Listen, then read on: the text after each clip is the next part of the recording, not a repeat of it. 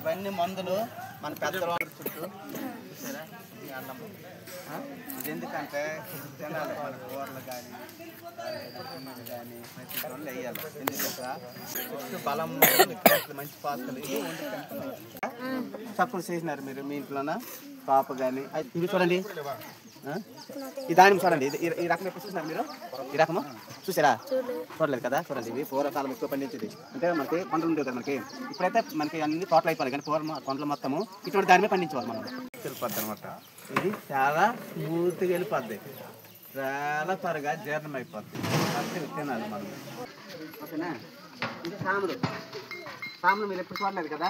చూడండి ఇది కూడా అన్నమే. మనం అన్నం ఎలా తింటున్నామో ఇవి కూడా అలాగే దంచుకొని మనం తినాలంట. చిన్నదాన్ని కదా.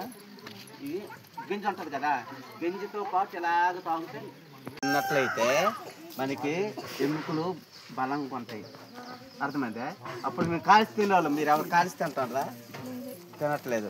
ఇది కాల్చేసి చెత్తగొట్టి తినాలి, లేదంటే పౌడర్ చేసి పాలు దగ్గర వేసి తాగాలి. అప్పుడు కాల్చి పౌడర్ పెరుగుతుంది మనకి, వాడాలి. ఓకేనా? నువ్వులు తినాలి, నువ్వుల నూనె కూడా తినాలి. ఇవి తెలిసివి ఏంటివి? నరసింహ ఎక్కడ దొరుకుతాయి మనకి? మన ఊరు ఉందా ఇదేంటి?